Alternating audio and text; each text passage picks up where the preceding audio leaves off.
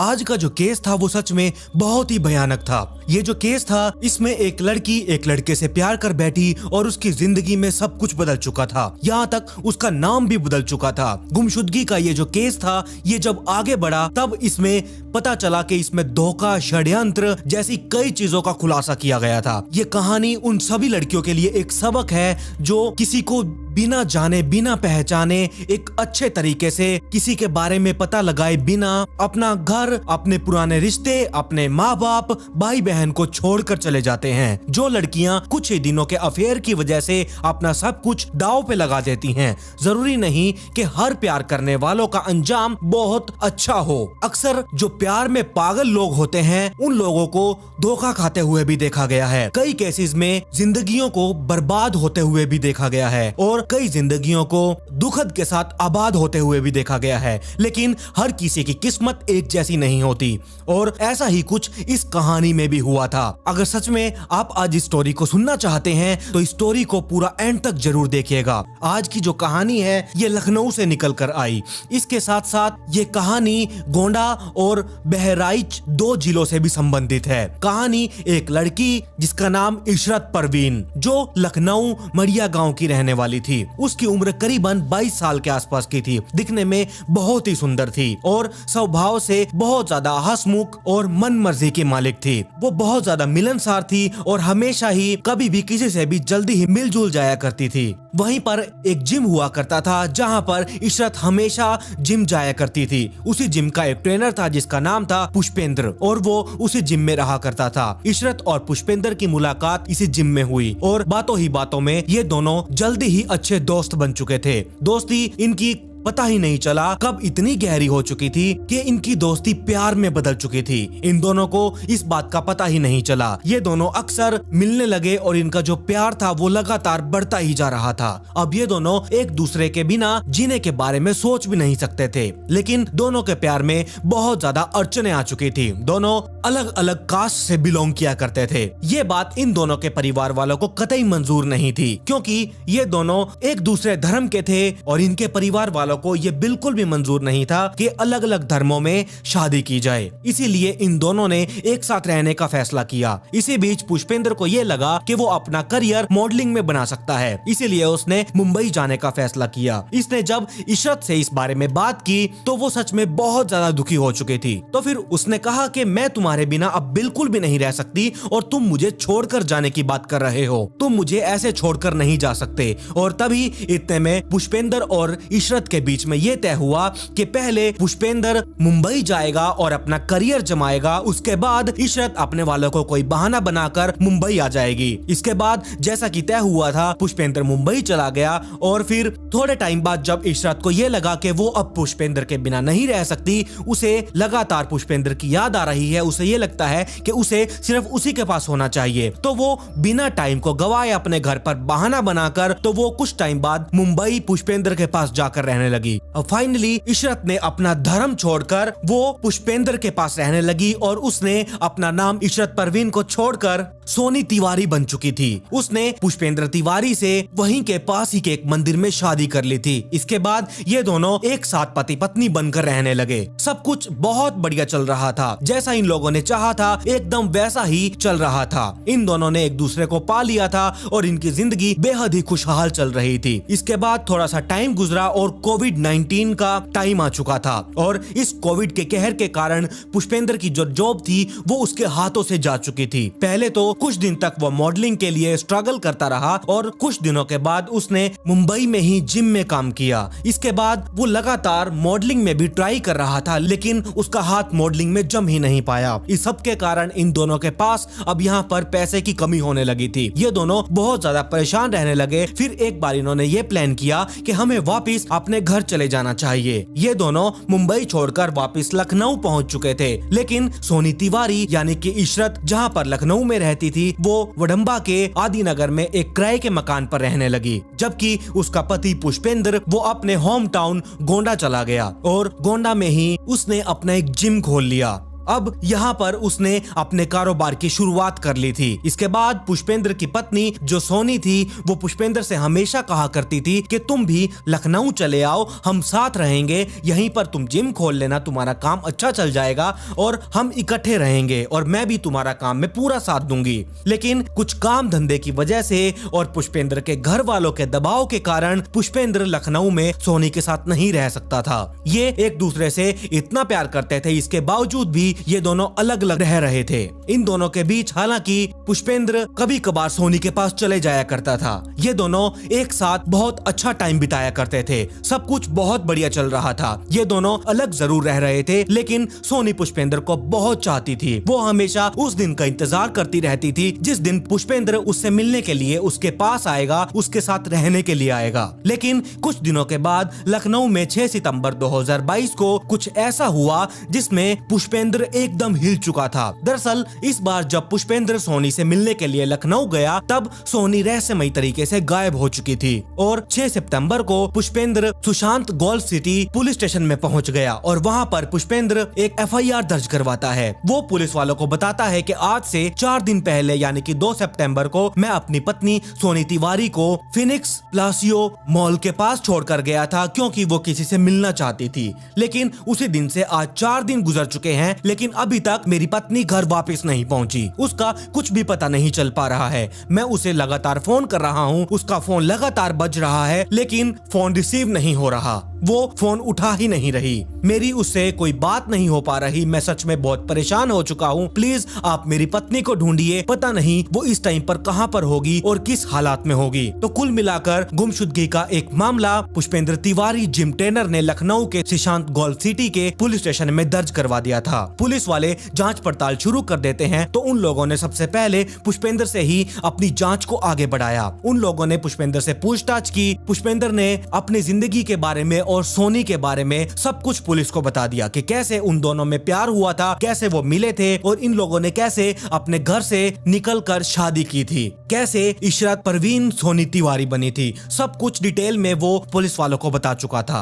अब 2 तारीख को जब वो सोनी से मिलने आया था और 2 तारीख को ही उसकी बीवी रहस्यमयी तरीके से गायब हो गई थी। जब पुलिस वालों ने पुष्पेंद्र से ये पूछा कि तुम कितने बजे अपनी पत्नी को उस मॉल के बाद छोड़ने के लिए आए थे, तब उसने बहुत ही सुबह का टाइम पुलिस वालों को बताया। उसने कहा कि तकरीबन 6-7 बजे के आसपास ही मैं उसे वहां पर छोड़कर चला गया था। और पुष्पेंद्र ने पुलिस वालों को यह भी बताया कि वो अपनी पत्नी को छोड़कर अपनी बाइक से आगे निकल गया और सोनी वहीं पर रुकी रही। वो किसी का शायद इंतजार कर रही थी और इसके बाद उसने फोन उठाना ही बंद कर दिया और अभी भी उसका फोन रिसीव नहीं हो रहा। जब ये बात पुष्पेंद्र ने पुलिस वालों को बताई तब सबसे पहले सोनी तिवारी के मोबाइल फोन को सर्विलांस पर लगा दिया गया और ये पता करने की कोशिश की गई कि सोनी की फोन की लोकेशन इस टाइम पर कहां पर है। और पुलिस वालों को ये जानकर बहुत हैरानी हो चुकी थी कि इतने दिन गुजर जाने के बाद भी सोनी तिवारी का मोबाइल फोन उसी फिनिक्स प्लासियो मॉल के आसपास की एक्टिवेट शो कर रहा है और सोनी के फोन पर लगातार बेल भी बज रही थी। हालांकि फोन कोई उठा नहीं रहा था।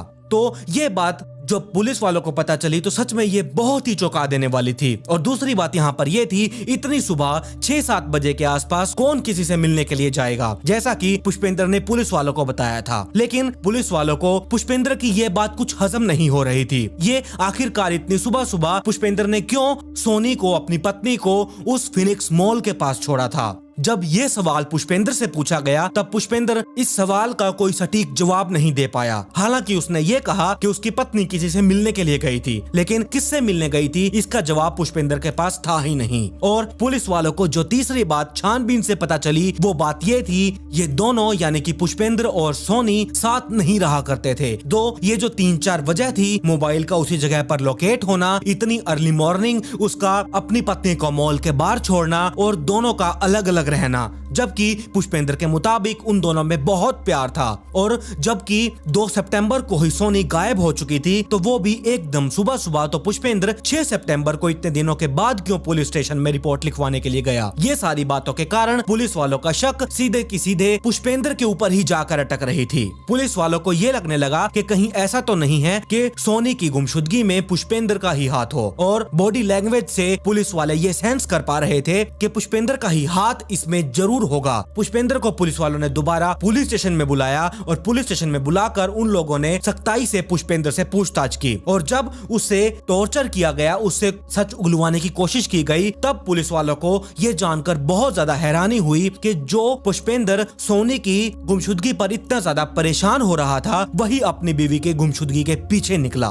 पुलिस वालों ने जब उससे पूछताछ की तब उसने सोनी की सिर्फ गुमशुदगी ही नहीं बल्कि ये भी खुलासा किया कि उसने अपनी बीवी सोनी तिवारी की हत्या कर दी है, यानी कि वो सोनी तिवारी की जान ले चुका है। उसने पुलिस वालों को बताया कि सोनी की हत्या उसने 2 सितंबर को ही कर दी थी। इसके बाद पुलिस वालों ने उससे पूछा कि तुमने उससे कैसे और कहां पर मारा और किस वजह से मारा। तब उसने पुलिस वालों को पूरी कहानी डिटेल्स में बताई। पुष्पेंद्र ने पुलिस वालों को बताया वो अपनी पत्नी से मिलने के बहाने 2 सितंबर को ही गोडंबा पहुंचा, जिस किराए के मकान में सोनी तिवारी रहा करती थी। वो वहां पर गया, उसने अपनी बीवी से बातचीत की और थोड़ी ही देर के बाद उसने किसी बहाने से अपने भाई गोविंद तिवारी और अपना एक दोस्त सूरज वर्मा जो वहीं का ही रहने वाला था, उसे अपने घर पर बुला लिया। उसने अपनी पत्नी सोनी से कहा कि ये लोग आज हमारे घर पर ही रहेंगे, ये लोग कुछ काम से यहाँ पर लखनऊ आए हैं, ये अपना काम निपटा कर यहाँ से वापस चले जाएंगे। तो इस तरह से ये तीनों 2 तारीख को उस घर में रह रहे थे। रात गुजर चुकी थी और करीब सुबह 4 बजे के आसपास उन लोगों ने मौका देखा। मौका देखकर पुष्पेंद्र ने रूम का दरवाजा खोला, जिस कमरे में सोनी सो रही थी उस कमरे में एंटर किया। गोविंद ने सो रही सोनी का पैर पकड़ा और सूरज वर्मा ने सोनी का हाथ पकड़ लिया। इससे पहले सोनी कुछ समझ पाती, कुछ कर पाती, और इतनी देर में पुष्पेंद्र ने सोनी का तौलिए से मुंह दबाकर उसका मर्डर कर दिया था। मर्डर करने के बाद उन लोगों ने तय किया कि इस मामले को पूरी तरीके से उलझाना है ताकि वो लोग कभी पकड़े ही न जा सकें, और इसीलिए उन लोगों ने सोनी के मोबाइल फोन को फिनिक्स प्लासियो मॉल के पास ले जाकर ऑन कंडीशन में ही एक झाड़ी में छुपा दिया था और सोनी की डेड बॉडी को एक प्लास्टिक के बोरे में डालकर पुष्पेंद्र ने अपनी भाई और दोस्त सूरज की मदद से अपनी कार में लोड किया और लखनऊ से ड्राइव करके वो लोग बहराइच गए। बहराइच में एक घाघरा नदी बहती है, वहां पर घाघरा नदी में उस नदी की धारा में उसकी ऊंची लहरों में उसने सोनी की डेड बॉडी को फेंक दिया। और ये सब करने के बाद ये सभी लोग अलग अलग जगह पर चले गए। पुष्पेंद्र के प्लान के तहत वो वापस लखनऊ आया और कुछ दिन इंतजार किया ताकि बाद में वो पुलिस वालों को बता सके कि उसने अपनी पत्नी का इतने दिनों तक इंतजार किया, उसे यहाँ वहाँ ढूंढा, उसके नहीं मिलने पर वो पुलिस स्टेशन जाएगा। और यहाँ पर पुष्पेंद्र का एक और मकसद था कि वो तब तक ये मामला कुछ ठंडा भी पड़ जाएगा और सोनी की लाश भी पुलिस वालों को नहीं मिलेगी। तो फाइनली 2 सितंबर को सोनी का मर्डर कर दिया गया था और 6 तारीख को उसने पुलिस स्टेशन जाकर FIR दर्ज करवाई। लेकिन इतनी प्लानिंग के बावजूद आखिरकार पुष्पेंद्र पकड़ा गया। इस मर्डर के पीछे की वजह जानना पुलिस वालों के लिए सच में बहुत जरूरी था। वजह पूछने पर पुष्पेंद्र ने पुलिस वालों को बताया कि अब सोनी और पुष्पेंद्र अलग अलग रहा करते थे। तो पुष्पेंद्र को यह लगता था कि उसकी पत्नी सोनी तिवारी का किसी और से नाजायज संबंध चल रहे हैं और इसीलिए यानी कि सोनी तिवारी उसके साथ नहीं रहना चाहती और इसीलिए शायद वो पुष्पेंद्र को छोड़कर अलग रह रही थी। चाहे बेशक इशरत मुस्लिम धर्म को छोड़कर हिंदू धर्म में शिफ्ट हो चुकी थी, लेकिन जो पुष्पेंद्र था उसके परिवार वालों को इसके बारे में पता चल गया था और उसके घर वाले बिल्कुल भी राजी नहीं थे कि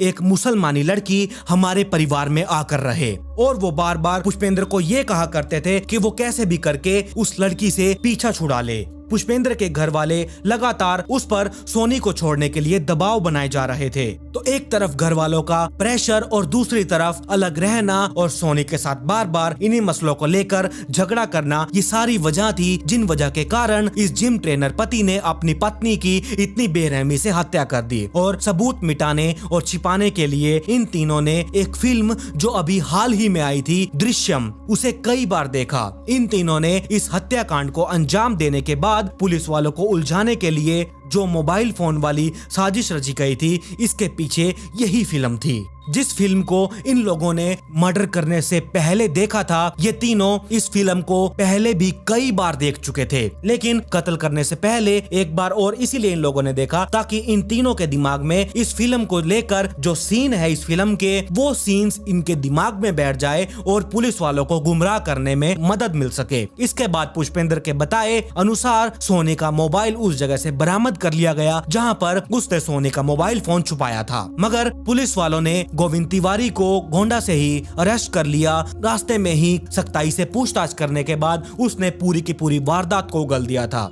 आखिरकार ये पूरा का पूरा मामला किडनैपिंग से लेकर मर्डर पर जाकर खत्म हुआ। जिस व्यक्ति के लिए सोनी ने यानी कि इशरत परवीन ने अपना सब कुछ दांव पर लगा दिया, उसने सब कुछ छोड़ दिया, अपना घर, परिवार, भाई बहन, सब कुछ, यहाँ तक कि वो अपनी पिछली पुरानी जिंदगी को ही भूलने के लिए तैयार हो चुकी थी सिर्फ एक अजनबी लड़के के लिए। और उसी ने सोनी का प्यार और उसकी इज्जत को भुलाकर उसने एक झूठे शक में अपने परिवार के दबाव के कारण एक मासूम लड़की को मौत के घाट उतार दिया, जिससे वो शादी कर चुका था और किसी टाइम पर उसने उस लड़की के साथ बहुत प्यार किया था। जब आप लोग प्यार करते हैं और उसे लंबे टाइम तक नहीं चला सकते या किसी दबाव के कारण उस प्यार को तुम्हें छोड़ना पड़ जाता है, तो तुम ऐसे प्यार करते ही क्यों हो? मुझे तो इस बात को समझ ही नहीं आता। जब इंसान अपने प्यार को आगे बढ़ा ही नहीं सकते, उसे जिंदगी भर निभा ही नहीं सकते, तो उन्हें प्यार करने का भी कोई हक नहीं है, वो चाहे कोई मुसलमान हो या फिर कोई हिंदू हो। जो गलत है मेरे नजरिए से वो गलत है। अब आप बताइए आपकी इस बारे में क्या राय है? मैं आप लोगों की राय जानने का बहुत ज्यादा इच्छुक हो रहा हूं, तो मुझे अपनी राय कमेंट सेक्शन में जरूर बताइएगा। और अगर आज आप इस चैनल पर पहली बार आए हैं तो चैनल को सब्सक्राइब कर लीजिए, साथ में नोटिफिकेशन बेल आइकन को दबाना बिल्कुल भी मत भूलिएगा। मेरी इंस्टाग्राम आईडी आपके स्क्रीन पर रही, इसका लिंक नीचे डिस्क्रिप्शन में दिया हुआ है। और खैर, पिछली वीडियो का शाउट आउट मेरी बाबूजी को कमेंट पिक में to get a shout out in next video. मिलते हैं एक और चौंका देने वाली इंटरेस्टिंग स्टोरी के साथ।